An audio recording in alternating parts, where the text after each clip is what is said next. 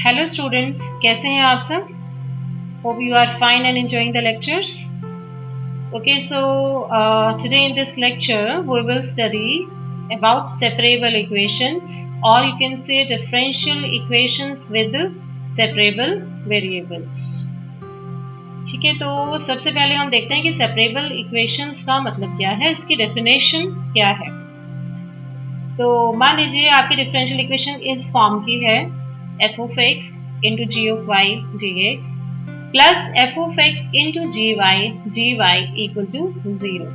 देखिए खास टाइप की इक्वेशन है ये, स्पेशल फॉर्म है, क्योंकि जो dx का कोएफिशिएंट है उसमें हमारे पास दो फंक्शन है। देखो f of x जो है that is function of x only, और जो g of y है that is function of y only. तो यानी कि dx का जो कोएफिशिएंट है वहां पर आपके पास फंक्शंस हो सकते हैं जो या तो सिर्फ x के फंक्शन होंगे या फिर सिर्फ y के फंक्शन होंगे और उनकी मल्टीप्लिकेशन हो सकती है। सिमिलरली अगर हम dy की बात करें तो dy के कोएफिशिएंट के साथ यही बात है that you can have the separate functions of x and y only and there can be the multiplication of these two functions. तो अगर इस टाइप की डिफरेंशियल इक्वेशन है तो इसको हम कहेंगे that this is an equation with separable variables. Okay okay, कुछ एग्जांपल्स हम कंसिडर करते हैं इसके लिए। देखिए कुछ इक्वेशंस गिवन है और आपको आइडेंटिफाई करना है कि ये सेपरेबल इक्वेशंस हैं या नहीं है। ओके, अब आप फर्स्ट एग्जांपल लीजिए। देखिए जो हमारा dx है, ये dx इसका जो कोएफिशिएंट है वो ये है, ठीक है। तो हमें ये देखना है कि कोएफिशिएंट में हमारे पास जो फंक्शंस हैं x और y को सेपरेट होने चाहिए। देखिए यहाँ पर ये जो है ये टर्म ये सिर्फ x का फंक्शन है, राइट, और ये वाली जो टर्म है ये सिर्फ y का फंक्शन है। तो यहाँ पर x और y के फंक्शन सेपरेटेड हैं और मल्टीप्लाइड हैं, सेटिस्फाइड। और इसी टाइप से अगर हम इस dy की बात करें तो dy के कोएफिशिएंट में भी क्या है आपके पास ये फंक्शन है x का और सिमिलरली ये फंक्शन है y का। ये जो माइनस साइन है जनरली हमारे पास यहाँ प्लस साइन होता है, तो आप इस माइनस साइन को इस फंक्शन के साथ इनकॉर्पोरेट कर सकते हैं, राइट। तो उससे कोई भी इफेक्ट नहीं आएगा, कंडीशन सेटिस्फाइड होगी। तो इसका मतलब this is an example of a separable equation, ठीक है।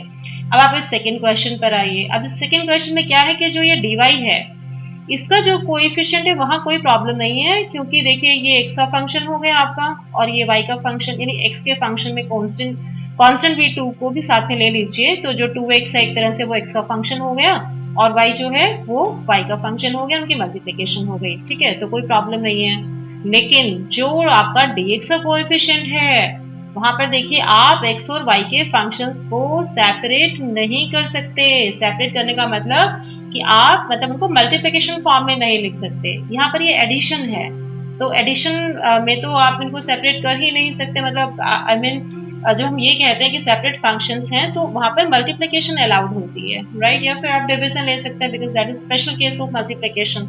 लेकिन एडिशन और subtraction that is not under this category कि ये सेपरेट फंक्शंस हैं, राइट। तो आप यहाँ पर x और y के फंक्शंस को अलग नहीं कर सकते। तो इसका मतलब this equation is not a separable equation. Okay, अब हम थर्ड क्वेश्चन पर आते हैं, इसको चेक करते हैं। अब देखो dx का जो कोएफिशिएंट है ये आपका x का फंक्शन हो गया, ये आपका y का फंक्शन हो गया और इन दोनों की मल्टीप्लिकेशन हो गई, तो ठीक है, ये कोई दिक्कत नहीं है। लेकिन अगर हम dy में देखें, dy के कोएफिशिएंट को देखें तो हमें यहाँ पर ये x का फंक्शन -3x नजर आ रहा है। लेकिन जो ये दूसरा है आपके पास y² + 2x, जो ये वाली टर्म है, ना तो ये x का फंक्शन है सिर्फ और ना ही ये सिर्फ y का फंक्शन है, राइट। तो आप इन्हें सेपरेट नहीं कर पा रहे हैं। तो इसका मतलब यहाँ सेपरेबल इक्वेशन की कंडीशन सेटिस्फाइड नहीं हो रही है। So this is also not a separable equation. Okay, अब आप फोर्थ क्वेश्चन पर आ जाइए। अब देखिए जरा जो dx का कोएफिशिएंट है, फाइन, ये हमारा x का फंक्शन हो गया और ये हमारा y का फंक्शन हो गया, दोनों मल्टीप्लाइड हो गए, तो इसका मतलब कंडीशन सेटिस्फाइड। और अगर हम dy के कोएफिशिएंट को देखें तो देखो ये 3x है, ठीक है, तो x का फंक्शन हो गया सिर्फ, ये y है अलग से, तो ये y का फंक्शन और इनकी क्या है आपके पास यहाँ दोनों की मल्टीप्लिकेशन। तो इसका मतलब यहाँ भी कंडीशन सेटिस्फाइड है। So this is an example of a separable equation. So I think अब आपको क्लियर है कि हम अगर हमारे पास कोई first order ordinary differential equation given हो डिफरेंशियल फॉर्म में M D X plus N D Y equal to zero, तो हम आइडेंटिफाई कैसे करें कि वो सेपरेबल इक्वेशन है या नहीं है। फाइन। ओके, तो अब हमारे पास है next reducible to exact equations. Okay, ये कैसे? देखिए, जनरली जो सेपरेबल इक्वेशंस होती हैं हमारी, जनरली मतलब मैक्सिमम केसेस में वो एग्जैक्ट नहीं होती हैं, but we can reduce separable equations to exact equations। ठीक है, और अगर मैं ये कह रही हूँ कि हम उन्हें रिड्यूस कर सकते हैं एग्जैक्ट इक्वेशंस में, तो इसका क्या मतलब हुआ? हमने अपने लास्ट लेक्चर में सीखा था कि अगर आप एक नॉन एग्जैक्ट इक्वेशन को एग्जैक्ट इक्वेशन में कन्वर्ट कर रहे हैं, रिड्यूस कर रहे हैं, तो वो किसकी हेल्प से करते हैं? यस, इंटीग्रेटिंग फैक्टर की हेल्प से करते हैं आप। ठीक है ना? तो अगर आपके पास इक्वेशन सेपरेबल इक्वेशन है जो एग्जैक्ट नहीं है, तो हम उसे रिड्यूस कर सकते हैं एग्जैक्ट में, और जो इंटीग्रेटिंग फैक्टर होता है हमारा वो क्या होगा? देखो, ये इक्वेशन है हमारी, ठीक है, नंबर 1, ये इक्वेशन है हमारी सेपरेबल इक्वेशन। अब क्या है, जो dx है, हम चाहेंगे कि dx के साथ सिर्फ x का ही फंक्शन हो, ये g y ना हो, हम नहीं चाहेंगे। इसी टाइप से जो ये dy है, हम चाहेंगे कि इसके साथ सिर्फ y का फंक्शन हो, यहाँ पर ये क्या ना हो, f of x ना हो। तो हम इन दोनों को हटाना चाहते हैं, तो हम क्या करेंगे? हम कैपिटल G ऑफ y से भी डिवाइड कर देंगे और स्मॉल f ऑफ x से भी डिवाइड कर देंगे। तो इसका मतलब जो हमारा इंटीग्रेटिंग फैक्टर बनेगा वो क्या बन जाएगा? Yes, it will be 1 upon f of x into g of y। ठीक है, तो इस तरह से हम अपनी सेपरेबल इक्वेशन को एग्जैक्ट इक्वेशन में कन्वर्ट कर सकते हैं, जो कि इसेंशियली इक्विवेलेंट इक्वेशन होगी टू द गिवन इक्वेशन 1। अब ऐसा करने से क्या होता है देख लेते हैं। देखो, अब हमारी जो यहाँ सेपरेबल इक्वेशन है उसको हमने नंबर 1 दिया, ठीक है, और हमारा जो इंटीग्रेटिंग फैक्टर है वो हमने देखा वो क्या होता है, 1 upon small f of x into capital G of y, right. तो हमें करना क्या होता है, हमें इक्वेशन को इस इंटीग्रेटिंग फैक्टर से मल्टीप्लाई करना होता है थ्रू आउट। तो हमने मल्टीप्लाई किया, जब हमने मल्टीप्लाई किया इक्वेशन 1 को through out by this integrating factor, तो हमें ये मिल गया, राइट। अब ऐसा करने से क्या हुआ, देखो ये जो gy है वो कैंसिल हो गया, यहाँ से जो ये fx है ये कैंसिल हो गया, तो हमारे पास क्या आ गया, हमारे पास ये डिफरेंशियल इक्वेशन बन गई। देखो, ये डिफरेंशियल इक्वेशन बन गई, ठीक है। इसको हमने क्या नाम दे दिया, नंबर 2 दे दिया। तो अभी फिलहाल आप ये समझ लीजिए कि अगर हम ये मानकर चल रहे हैं कि इंटीग्रेटिंग फैक्टर हमारा 1 upon small f of x g of y है, तो मतलब हम यहाँ ये कंडीशन इम्पोज कर रहे हैं कि ना तो ये आपका जो f of x है, ना तो आपका ये 0 होना चाहिए, और ना ही आपका ये कैपिटल G of y 0 होना चाहिए, तभी तो आप ये इंटीग्रेटिंग फैक्टर ले सकते हैं ना। ठीक है, तो ये बात ध्यान रखिएगा आप। चलिए, अब नेक्स्ट क्या होगा, अब जो हमारी इक्वेशन 2 हमें मिली है पीछे, हम उसे कंपेयर करते हैं अपने स्टैंडर्ड इक्वेशन के साथ, क्योंकि सॉल्यूशन फाइंड आउट करना है। तो ये हमारा m हो गया और ये हमारा n हो गया, ठीक है। इक्वेशन 2 को जब कंपेयर किया, हम चेक करना चाहते हैं कि हमारी जो इक्वेशन 2 बनी है इंटीग्रेटिंग फैक्टर से मल्टीप्लाई करने के बाद जो हमें मिली है वो एग्जैक्ट है या नहीं है। तो हमने m और n वहां से फाइंड आउट किया, और अब हम उनका क्या कर रहे हैं, पार्शियल डिफरेंशिएशन। पार्शियल डिफरेंशिएशन में क्या चाहिए होता है, del m by del y, जहां पर हम m में x को कांस्टेंट ट्रीट करते हैं, और del n by del x जहां हम n जो फंक्शन है वहां पर y को कांस्टेंट ट्रीट करते हैं। तो जो del m by del y आया वो भी 0, और जो del n by del x है वो भी 0, तो दोनों के दोनों आपके इक्वल हो गए, ठीक है। और कोई भी डोमेन गिवन हो आपके पास, रियल वैल्यूज एक्स वाई के लिए कोई भी डोमेन आपके पास गिवन हो, ये कंडीशन हमेशा सेटिस्फाई होगी। सिर्फ बस एक ही कंडीशन है, क्या, कि जो ये आपका f of x g y था ये आपका 0 नहीं होना चाहिए, है ना। तो इसीलिए हमने लिखा कि जो इक्वेशन 2 है आपकी, that is exact, right. In every rectangular domain D, सब जगह होगा, बस कौन से पॉइंट्स को छोड़कर, except at the points where this f of x into gy is equal to 0. ठीक है, फाइन. अब आप देखिए जो हमें एक बार पीछे दिखाती हूँ आपको. ये देखिए अब यहाँ पर जो ये m है, m जो है वो सिर्फ किसका फंक्शन है, x का फंक्शन है, और जो n है वो भी सिर्फ किसका फंक्शन है, यहाँ पर y का फंक्शन है. तो आप ठीक है, तो सीधा सीधा इंटीग्रेट कर सकते हैं, कोई प्रॉब्लम ही नहीं है. तो हमने कहा कि क्योंकि हमारी इक्वेशन जो 2 है उसमें m जो है वो x का फंक्शन है, n जो है वो y का फंक्शन है, so we can integrate directly equation 2. और जब इंटीग्रेट किया तो देखो यहाँ पर इंटीग्रल का साइन लगा दिया और dx, यहाँ इंटीग्रल का साइन लगा दिया dy, और इक्वल टू जैसे ही आपने इंटीग्रेट किया तो राइट हैंड साइड में क्या आप क्या इंट्रोड्यूस कर दोगे, c. और c क्या है आपका, आर्बिट्रेरी कांस्टेंट है, राइट. तो इस तरह से जो है आपको सॉल्यूशन मिल गया, फाइन. क्योंकि with respect to x integrate हो जाएगा, विद रिस्पेक्ट टू y है इंटीग्रेट हो जाएगा, कोई प्रॉब्लम ही नहीं है. तो इस तरह से जो हमें फाइनल इक्वेशन 3 मिली, that will be the one parameter family of solution for the equation 2, जो हमें एग्जैक्ट डिफरेंशियल इक्वेशन की फॉर्म में मिली थी. और जो सॉल्यूशन इक्वेशन 2 का होगा वही आपकी ओरिजिनल इक्वेशन 1 का भी सॉल्यूशन होगा. ओके, तो आपने देखा कि कैसे अगर सेपरेबल इक्वेशन है आपके पास, एक बार आपको पता चल जाए कि ये सेपरेबल इक्वेशन है, तो आप उसे एग्जैक्ट इक्वेशन में कन्वर्ट कर सकते हैं, राइट. उसके लिए इंटीग्रेटिंग फैक्टर भी बता दिया हमने क्या होगा, और एक बार हम उसे एग्जैक्ट बना लें फिर तो हमें पता ही है कि हमें सॉल्यूशन कैसे फाइंड आउट करना है, right. So now is solutions lost or gained in the separation process. अब देखिए जो हमारी सेपरेशन प्रोसेस है, यानी जब हमने अपनी सेपरेबल इक्वेशन को एग्जैक्ट इक्वेशन में कन्वर्ट किया तो हमने क्या किया, हमने integrating factor 1 upon small F of x into capital G of Y, ठीक है, इसे मल्टीप्लाई किया था, फाइन. तो इसे मल्टीप्लाई करने का मतलब क्या है, एक तरह से आप क्या कह सकते हैं कि आप एक तरह से डिवाइड कर रहे हैं, किससे डिवाइड कर रहे हैं, small F of x into g of y से, ठीक है.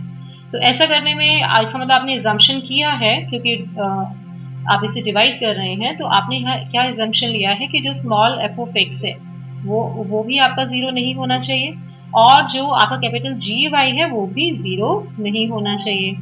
तो अगर आप ये एजम्पशन ले रहे हो तो अंडर दिस एजम्पशन आप अपनी एग्जैक्ट डिफरेंशियल इक्वेशन जो आपको मिलती है उसका सॉल्यूशन फाइंड आउट कर रहे हो. तो इसका मतलब इस एजम्पशन में, यानी इस प्रोसेस में ऐसा पॉसिबल हो सकता है कि आपको कुछ सॉल्यूशंस का लॉस हो जाए, यानी कि जो एक्चुअल सॉल्यूशन थे लेकिन इस प्रोसेस की वजह से वो सॉल्यूशन आपको नहीं मिल पाए, या फिर इस प्रोसेस की वजह से कुछ सॉल्यूशंस उसमें एक्स्ट्रा इंट्रोड्यूस हो जाए जो कि एक्चुअली उसके सॉल्यूशन नहीं बनने चाहिए थे. तो इस चीज़ के लिए हमें फर्दर यहाँ पर इन्वेस्टिगेट करना पड़ेगा कि सेपरेशन प्रोसेस की वजह से ऐसा तो नहीं हुआ कि कोई सॉल्यूशन का कोई लॉस तो नहीं हुआ या कोई गेन तो नहीं हुआ. That you need to check over here, right. तो आपको ये चेक करना पड़ता है. चलिए देखते हैं अब. ओके, क्या करेंगे हम, जनरली हम क्या लेते हैं, y को हम लेते हैं अपना डिपेंडेंट वेरिएबल, है ना. और आपका जो इंडिकेटिंग फैक्टर है उसमें कैपिटल जी ऑफ वाई है, राइट. और आपने वहां पर ये एज्यूम किया है कि कैपिटल जी ऑफ वाई आपका जीरो नहीं होना चाहिए, उसके अंडर आपने सोल्यूशन निकाला है. तो यानी आपने कौन सा केस छोड़ा है वहां पर कि कैपिटल जी ऑफ वाई अगर जीरो हो जाए तो क्या होगा. तो जो आपका स्मॉल एफ ऑफ एक्स है, एक्स तो इंडिपेंडेंट वेरिएबल है, वो आपने जीरो लिया नहीं लिया उसकी वजह से y के ऊपर इतना इफेक्ट नहीं आ रहा है. लेकिन जहां पर जी ऑफ y को ही आपने जीरो मतलब ये केस आपने छोड़ दिया कि ये जीरो कब हो सकता था, तो यहाँ पर जो क्योंकि ये y डिपेंडेंट वेरिएबल है तो इसकी वजह से जो सोल्यूशन आना चाहिए था वो सोल्यूशन हमारा हमें नहीं पता कि उसका लॉस हुआ है या उसकी वजह से कुछ गेन हुआ है. That we need to check, ठीक है.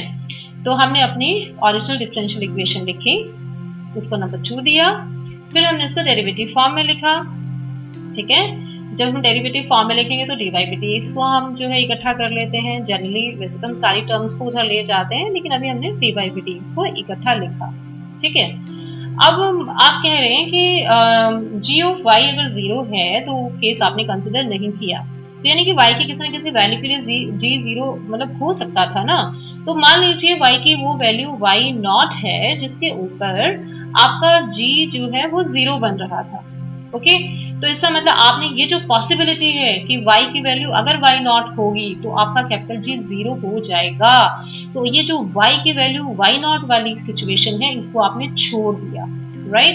यानी ये चीज आपकी हो सकता है कि जो आपको जनरल सॉल्यूशन मिला है एग्जैक्टनेस में कन्वर्ट करने के बाद, उसका सॉल्यूशन फाइंड आउट करने के बाद जो आपको जनरल सॉल्यूशन मिला है, मे बी ये सॉल्यूशन हो सकता है उसमें आ जाए, उसके अंदर इंट्रोड्यूस हो जाए, और हो सकता है उसके अंदर ये सॉल्यूशन ना भी हो, तो दोनों ही बातें हो सकती हैं, राइट। तो ये हमने एक थ्योरेटिकल प्रूफ देखा कि ऐसी पॉसिबिलिटी हो सकती है, ठीक है। तो चेक करते हैं उसे, हम एक क्वेश्चन लेते हैं और वहां पर देखते हैं कि चलिए क्या एक्चुअली होता है इस प्रोसेस में। देखिए अब हमें यहाँ डिफरेंशियल इक्वेशन सॉल्व करनी है। x minus four into y raise to four d x, okay, minus x cube into y square minus three d Y equal to zero. तो देखिए क्या ये सेपरेबल इक्वेशन है?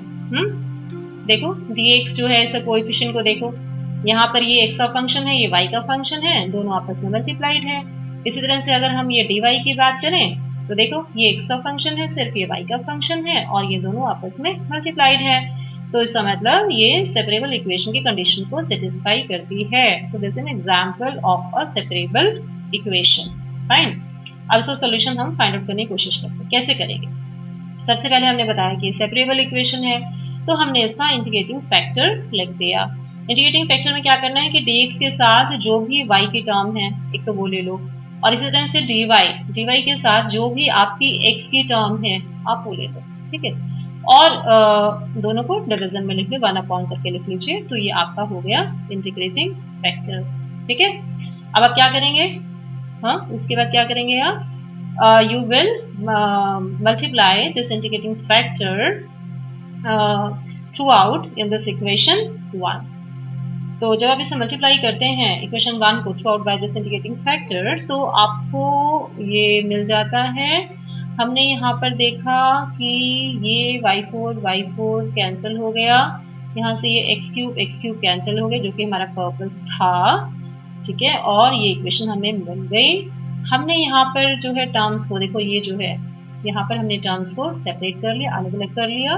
इसी टाइप से हमने यहाँ पर भी टर्म्स को सेपरेट कर लिया, तो ये dx का कोएफिशिएंट आ गया, ये dy का कोएफिशिएंट आ गया, राइट।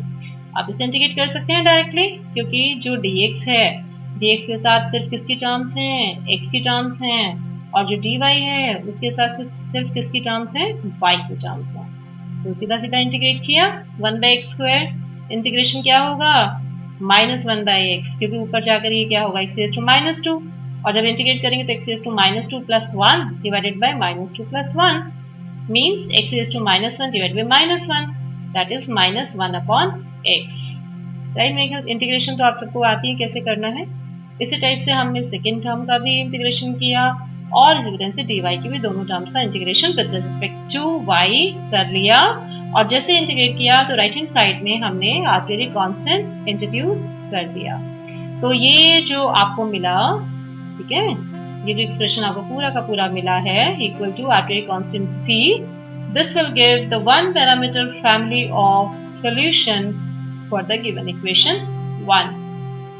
फर्स्ट ऑर्डर इक्वेशन है, ठीक है, तो आपको ये बात ध्यान रखनी है कि फर्स्ट ऑर्डर इक्वेशन है और इसका ऑर्डर 1 है, तो इसका मतलब इसके आर्बिट्रेरी, इसके जनरल सॉल्यूशन में एक ही आर्बिट्रेरी कांस्टेंट होगा, एक ही पैरामीटर होगा, ओके फाइन। अब हम देखेंगे कि क्वेश्चन में हमने जो सेपरेशन प्रोसेस की है, जो इंटीग्रेटिंग फैक्टर लिया है उसे मल्टीप्लाई किया है, उसके वजह से हमारा कोई सॉल्यूशन का लॉस तो नहीं हुआ। तो देखते हैं हमने किससे डिवाइड किया है। यहाँ हमने डिवाइड किया है x³ + y4 से, हमने यहाँ डिवाइड किया है, ठीक है, इससे डिवाइड किया। तो इसका मतलब एक तरह से हमने एक तो ये एज्यूम किया है कि x³ 0 नहीं होना चाहिए, और हमने ये एज्यूम किया कि y4 आपका 0 नहीं होना चाहिए। तो हमें बेसिकली किसको कंसिडर करना है? जो डिपेंडेंट वेरिएबल की अगर कुछ पॉसिबल वैल्यूज यहाँ से आ सकती हैं, हमें वो कंसिडर करनी है। तो डिपेंडेंट वेरिएबल y है, तो हमने देखा कि अगर y4 0 होता तो क्या हमें कोई सॉल्यूशन मिल सकता था, यानी क्या हमारी y की कोई ऐसी वैल्यूज पॉसिबल थी जिससे कि y4 0 हो जाए।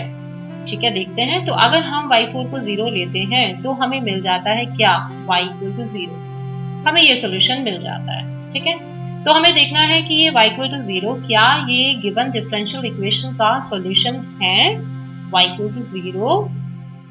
तो उसके लिए ओके, हमारे पास जो पहले गिवन डिफरेंशियल इक्वेशन थी वो थी dy by d x is equal to, अगर मैं उसे डेरिवेटिव फॉर्म में लिखूं, इज इक्वल टू दिस, ये हमें डेरिवेटिव फॉर्म है, पता है आपको। ओके, तो आपने कहा y इक्वल टू 0, देखो अगर हम y इक्वल टू 0 पुट करते हैं तो न्यूमरेटर में 0 हो गया, ठीक है, और डिनोमिनेटर में 0 नहीं है, तो ठीक है, ये भी यही चाहते हैं हम, डिनोमिनेटर 0 नहीं होना चाहिए, अदरवाइज तो 0 बाई 0 फॉर्म इंडिटरमिनेट फॉर्म बन जाएगी। तो यानी कि अगर आप y को 0 पुट करते हैं तो क्या आ जाता है, dy by d x equal to 0, integrate करते हैं तो y इक्वल टू c आ जाता है। यानी कि जो y इक्वल टू 0 पुट करते हैं तो सॉल्यूशन पॉसिबल है, ठीक है, यानी वो इक्वेशन 4 को सेटिस्फाई करता है, तो वो इक्वेशन 4 का सॉल्यूशन है, राइट। अब हमें देखना है कि ये जो y इक्वल टू 0 है, अगर ये सॉल्यूशन है गिवन डिफरेंशियल इक्वेशन का, तो क्या ये इस जनरल सॉल्यूशन में इंट्रोड्यूस हुआ है, यानी ये क्या इसका मेंबर है या नहीं है, y इक्वल टू 0। देखो अगर मैं y इक्वल टू 0 पुट करूं, no I can't do that because I have 1 by y, so I can not put y equal to 0, क्योंकि y को 0 पुट करने से डिफाइन ही नहीं होगा।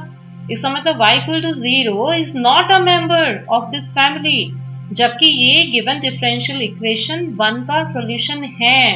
लेकिन इस जनरल सॉल्यूशन, जनरल जो आपको सॉल्यूशन मिला है, यानी ये जो फैमिली ऑफ सॉल्यूशन मिला है, इसका कोई भी मेंबर y इक्वल टू 0 नहीं है। तो इसका मतलब क्या हुआ कि जो सॉल्यूशन था आपका y इक्वल टू 0, जो होना चाहिए था, जो मिलना चाहिए था आपको, वो नहीं मिला, उसका लॉस हुआ है आपको। ओके, तो हम कहेंगे कि y इक्वल टू 0 सॉल्यूशन है, but it was lost in the separation process, right. ये हमें ये सेपरेशन प्रोसेस में हमें जनरल सॉल्यूशन में नहीं मिल पाया। तो जब जनरल सॉल्यूशन लिखेंगे तो कैसे लिखोगे, एक तो जो सॉल्यूशन मिला है एक तो वो लिख दोगे, और y इक्वल टू 0 को एक्स्ट्रा यहाँ पर ऐड कर दोगे, ठीक है। तो यहाँ पर अब ये आपका कंप्लीट जनरल सॉल्यूशन हो गया for the given differential equation, separable differential equation. और जो पॉसिबिलिटी थी किसी सॉल्यूशन के लॉस की या गेन की, वो भी आपने यहाँ पर कंसिडर कर ली, ठीक है, उसको भी आपने यहाँ पर इंट्रोड्यूस कर दिया। क्लियर है? Okay, fine. चलिए नेक्स्ट क्वेश्चन लेते हैं। अब हमने यहाँ पर एक इनिशियल वैल्यू प्रॉब्लम ले ली।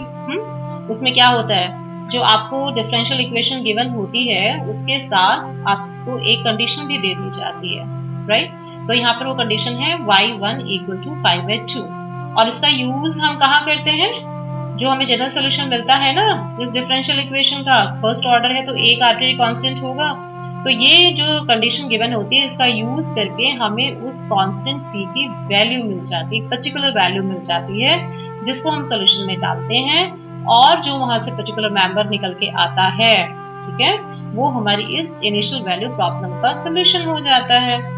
ओके, चलिए करेंगे। लिखिए, हमने जो डिफरेंशियल इक्वेशन थी वो लिखी, उसको नंबर 1 दिया।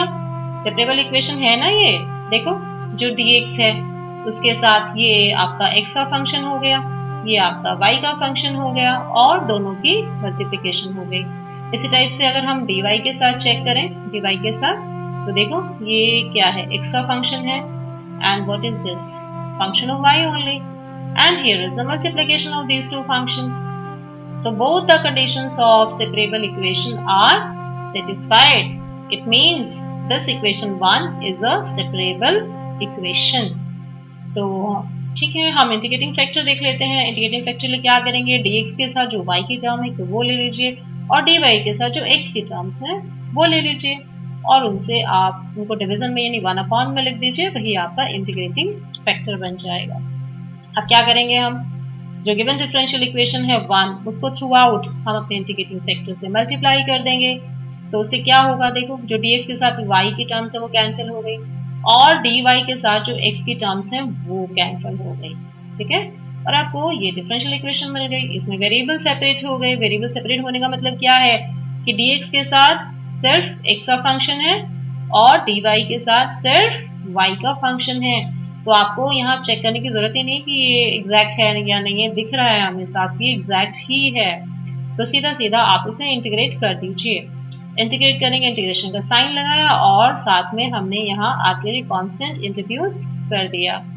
अब देखिए जो फर्स्ट टर्म है इसका इंटीग्रेशन अगर मुझे चाहिए तो क्या होगा, देखो डिनोमिनेटर में क्या है आपका x square plus one, derivative क्या होगा इसका 2x है ना।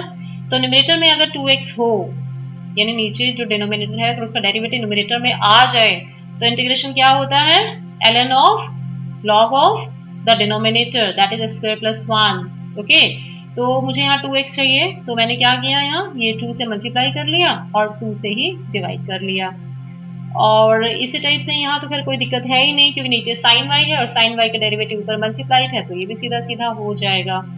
ओके, तो फर्स्ट जब इंटीग्रेट किया तो फर्स्ट टर्म से हमें मिल गया 1/2 ln of mod x square plus one जो डिनोमिनेटर में था प्लस सेकेंड टर्म से मिल गया ln of mod of sine y जो डिनोमिनेटर में था इक्वल टू c1।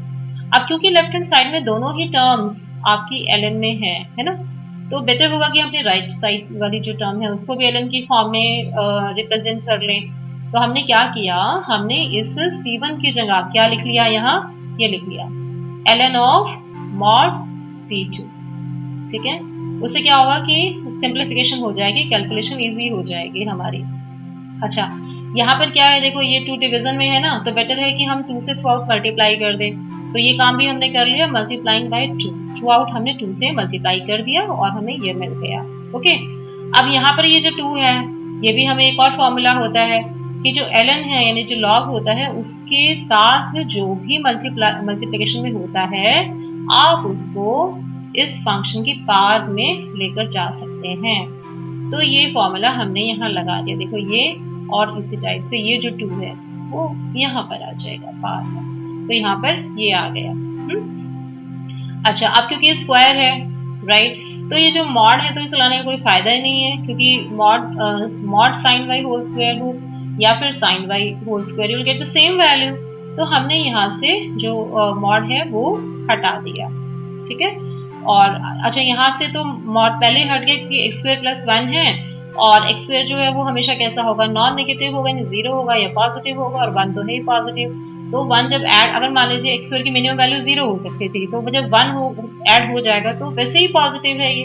तो यहाँ भी हमें मॉड लगाने की कोई जरूरत नहीं थी, तो वो तो हमने पहले से ही हटा दिया था। ठीक है, और जैसे यहाँ स्क्वायर आया साइन वाई के साथ तो ये इसमें भी यहाँ से मॉड को हटा दिया। ठीक है, और जो राइट हैंड साइड में है आपके पास उसको हमने ln c से रिप्रेजेंट कर लिया।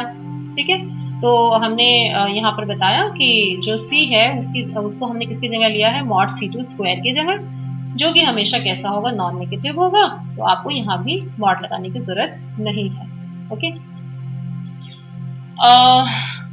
अब देखिए क्या है कि जो एडिशन है, क्योंकि आपके पास फॉर्मूला होता है ln a plus ln b is equal to ln ab, है ना, एक ये फॉर्मूला होता है और ये फॉर्मूला जो मैंने आपको पीछे बता ही दिया जिसको हमने यूज किया। तो इन दोनों फॉर्मूलाज को यूज करके हमारे पास जो ln की दोनों टर्म्स थी वो कंबाइन हो गई और उनकी यहाँ पर मल्टीप्लिकेशन आ गई। अब आप एंटी लॉग ले लीजिए दोनों साइड में, एंटी लॉग लेंगे तो आपके पास आ जाएगा x square plus one into sine square y is equal to arbitrary constant c। ये क्या हो गया आपका, अब इसमें कोई डेरिवेटिव नहीं है ना, तो ये हो गया आपका one parameter family of solution for the given differential equation one. ठीक है, अब क्या रह गया, अब हमें ये चेक करना है कि ये जो सॉल्यूशन आपको मिला है इसमें किसी सॉल्यूशन का लॉस या गेन तो नहीं हुआ सेपरेशन प्रोसेस की वजह से, वो हम देख लेते हैं। हमने किससे डिवाइड किया है, हमने डिवाइड किया है x square plus one into sine y से। तो एक तरह से हमने क्या एज्यूम किया है कि जो एक्स स्क्वायर प्लस वन है वो आपका नॉन जीरो होना चाहिए, एज वेल एज जो साइन वाई है that should also be non zero, right. अच्छा, जो फर्स्ट वाला है कि एक्स स्क्वायर प्लस वन आपका नॉन जीरो होना चाहिए, तो वो तो ट्रू है ही क्योंकि वो तो आपका एक्स स्क्वायर क्या है, एक्स स्क्वायर तो हमेशा greater than equal to zero होता है, तो इसमें अगर वन ऐड होगा तो नेचुरली जीरो तो हो ही नहीं सकता। तो फर्स्ट तो वैसे ही ट्रिवियली ट्रू है।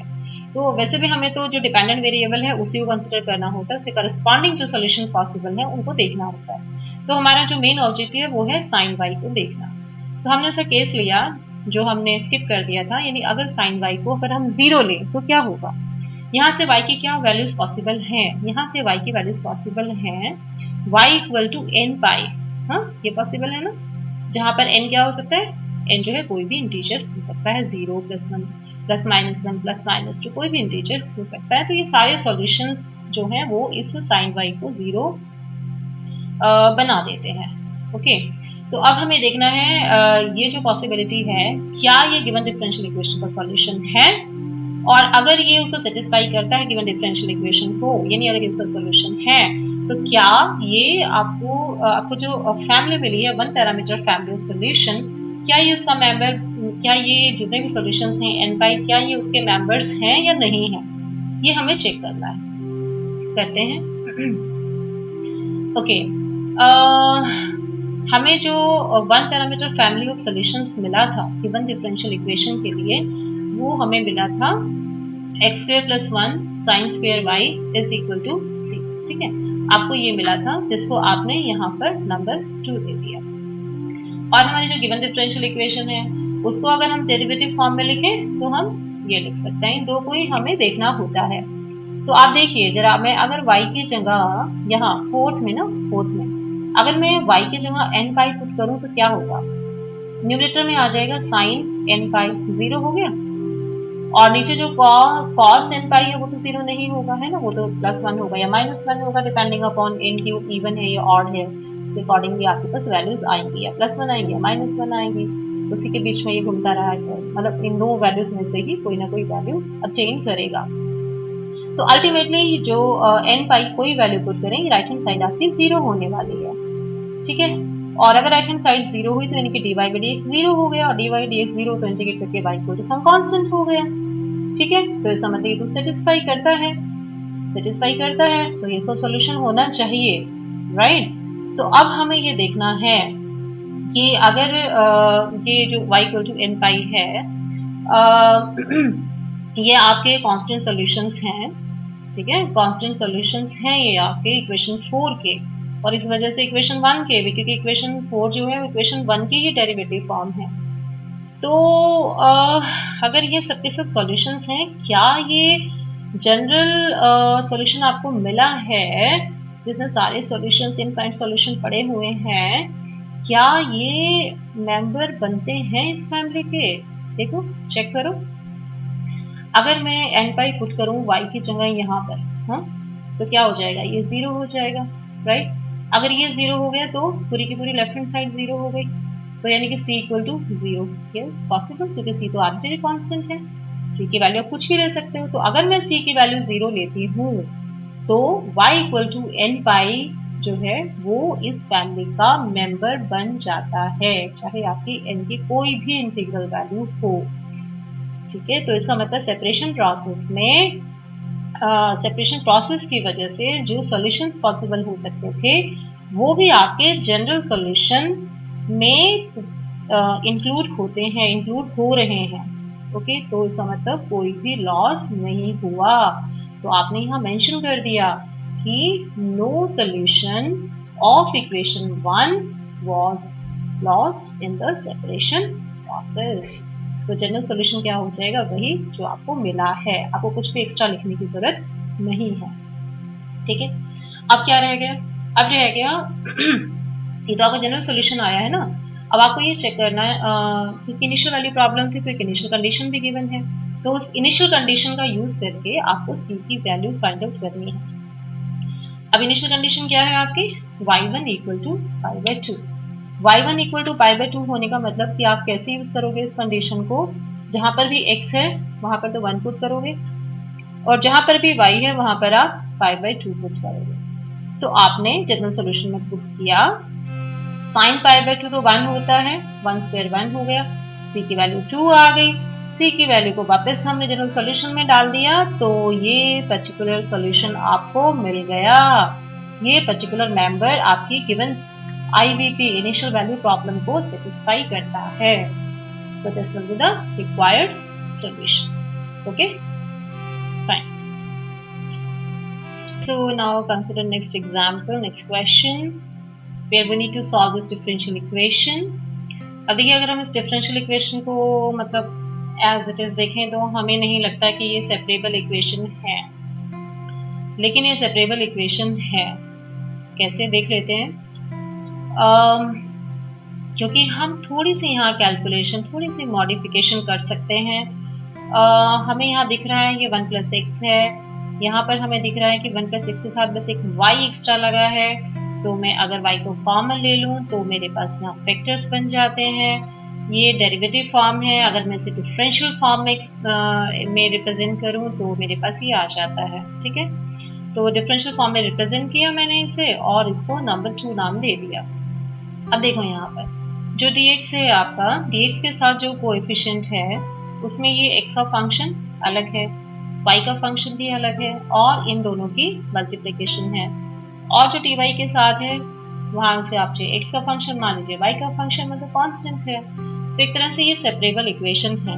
ठीक है, तो हम इसे सेपरेबल इक्वेशन की तरह से सॉल्व कर सकते हैं। तो हमने इंटीग्रेटिंग फैक्टर लिया, dx के साथ जो y की टर्म थी उसको हमने डिवीजन में ले लिया। dy के साथ तो है ही नहीं कोई dx की टर्म, तो वहाँ तो प्रॉब्लम है ही नहीं हमारे पास। तो ये हमारा इंटीग्रेटिंग फैक्टर हो गया।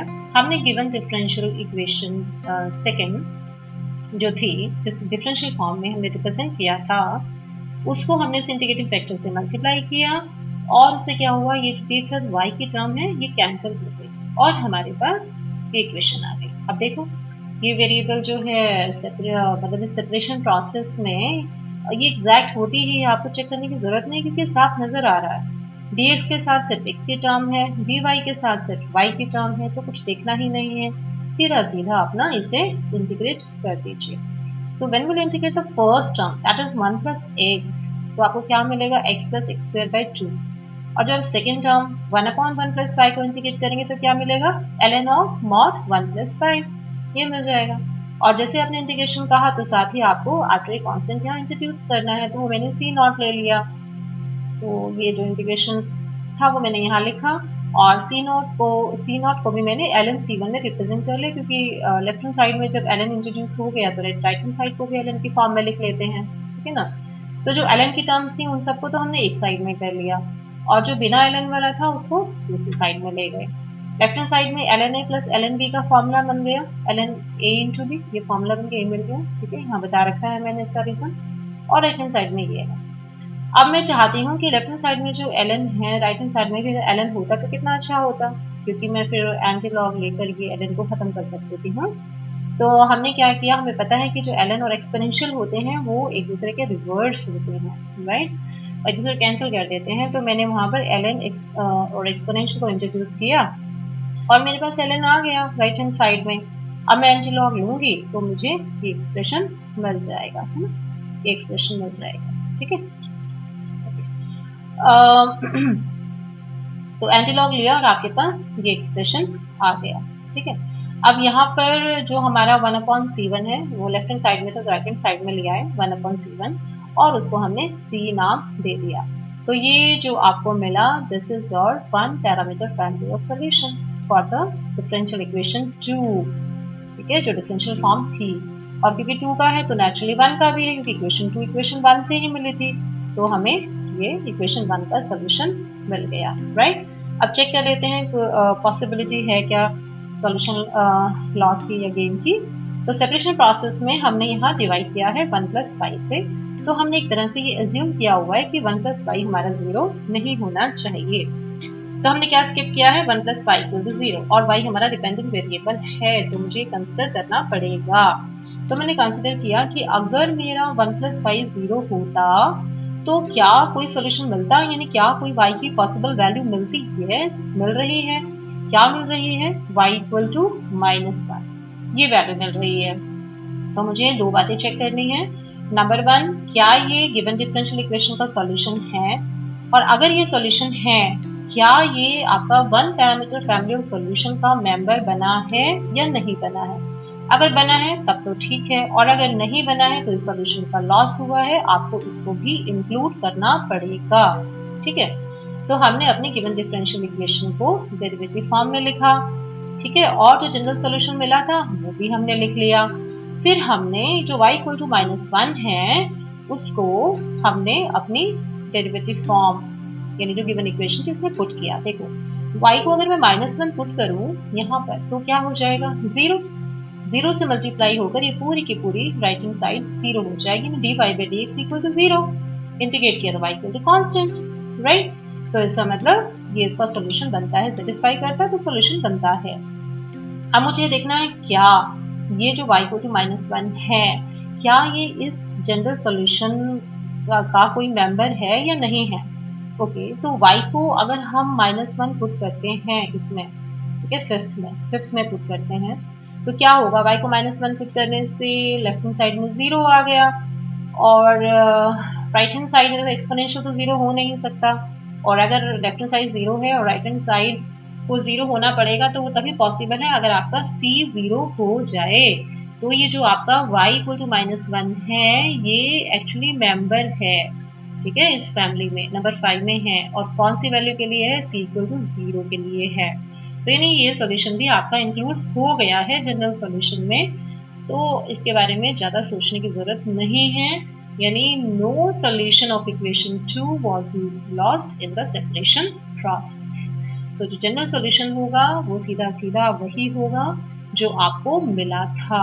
जनरल सॉल्यूशन आपको कुछ भी एक्स्ट्रा इंट्रोड्यूस नहीं करना है। Okay, fine.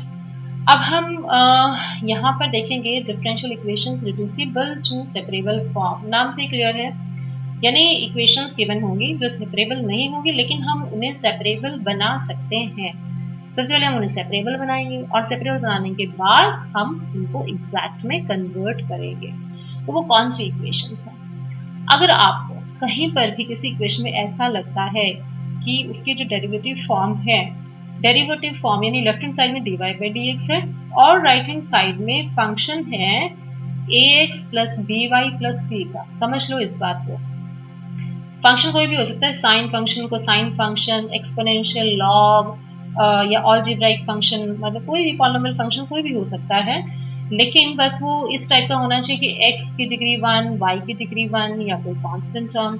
अगर ऐसा आता है, ठीक है, ax plus B Y plus C, इसका होल स्क्वायर हो सकता है, कोई प्रॉब्लम नहीं है, वो फंक्शन है क्योंकि, लेकिन फंक्शन किसका होना चाहिए, basically ax plus B Y plus C का, ठीक है। ए बी सी में से कोई 0 हो सकता है, कोई प्रॉब्लम नहीं है। अगर इस टाइप की कोई इक्वेशन है तो वो सेपरेबल इक्वेशन नहीं है, लेकिन हम उसको सेपरेबल में रिड्यूस कर सकते हैं। कैसे? उसके लिए बस आपको ये जो है ax plus B Y plus C, इसको equal to some other variable put करना होगा। तो अगर मान लीजिए सब्स्टिट्यूट करूं इसे v और फिर इसे डिफरेंशिएट करूं दोनों साइड को विद रिस्पेक्ट टू x, तो क्या आएगा, लेफ्ट हैंड साइड से ax का डिफरेंशिएशन a, dy का differentiation b into dy by dx, c का 0 और b का dv बाई dx, ये आ जाएगा। तो यहाँ से आप dy बाई dx की वैल्यू निकाल लीजिए और वो वैल्यू निकालकर आप यहाँ इस इक्वेशन में पुट कर दीजिए। जब आप इसको इसमें पुट करेंगे तो जो इक्वेशन आपको मिलेगी वो सेपरेबल इक्वेशन होगी, ठीक है। ओके, चलिए इक्वेशन लेते हैं समझने के लिए। क्वेश्चन गिवन है dy by dx equal to 4x plus y plus 1। हाँ, अब देखो राइट हैंड साइड में क्या है, राइट हैंड साइड में आप कह सकते हैं कि ये एक तरह से ax plus by plus c का फंक्शन है, लीनियर फंक्शन है, एक तरह यानी जो वेरिएबल है वही आपके पास एज इट इज, a की वैल्यू 4, b की वैल्यू 1, c की वैल्यू 1, ठीक है, सीधा सीधा उसी फॉर्म में है। तो यानी आप इस इक्वेशन को सेपरेबल फॉर्म में कन्वर्ट, रिड्यूस कर सकते हैं, ठीक है। तो क्योंकि आपकी इक्वेशन उसको नंबर 1 दिया, लिखने का तरीका इक्वेशन इस फॉर्म की है तो हम इसे रिड्यूस कर सकते हैं सेपरेबल में। उसके लिए हमें क्या करना होगा, हमें जो ये आपका x plus B Y plus c type का एक्सप्रेशन है उसको v पुट करना होगा। v पुट करने के बाद हम क्या करेंगे, हम इसे डिफरेंशिएट करेंगे विद रिस्पेक्ट टू x, तो हमें ये मिलेगा, वहां से हम dy बाई dx की वैल्यू फाइंड आउट करेंगे और ये वैल्यू हम अपनी गिवन इक्वेशन 1 में पुट कर देंगे। जब पुट करेंगे तो हमें ये मिलेगा, वहां से फिर से हम इसे डिफरेंशियल फॉर्म में कन्वर्ट करेंगे। जब डिफरेंशियल फॉर्म में कन्वर्ट किया तो हमें ये वाली इक्वेशन मिली और हम कहते हैं कि ये सेपरेबल है, बिल्कुल है, क्योंकि अब वेरिएबल आपका x और y नहीं है, वेरिएबल क्या है, x एंड v है, ठीक है। और जो आपकी ये डिफरेंशियल फॉर्म होती है उसमें ये कोई ज़रूरी नहीं है कि आपका y या b ही डिपेंडेंट वेरिएबल हो, कोई भी हो सकता है, लेकिन जनरली जो हमारा कंसेप्शन है कि हाँ हम हमेशा y को ही डिपेंडेंट लेकर चलते हैं, तो हम यहाँ पर कन्वेंशनली वो चीज़ मान लेते हैं कि हाँ हमारा जो v है वो डिपेंडेंट है और x हमारा इंडिपेंडेंट है, डजंट मैटर, राइट। तो ये हमारा जो है सेपरेबल इक्वेशन, हमारी सेपरेबल इक्वेशन है। अब इसको कैसे सॉल्व करेंगे, आपको पूरा का पूरा मेथड आता है, मैंने वो यहाँ पूरा करके बताया नहीं है, आप उसे कर लेना, तो one parameter family of solution आपको ये मिल जाएगा, जहाँ पर c आपका आर्बिट्रेरी कांस्टेंट है। उसके बाद आप वापस यहाँ पर ये v की वैल्यू पुट कर दीजिए, जब v की वैल्यू पुट करेंगे तो आपको ये एक्सप्रेशन मिलेगा और अल्टीमेटली ये इक्वेशन आ जाएगी, and this is your general solution of given differential equation 1, ठीक है। I think this is clear to you. Okay. One more question.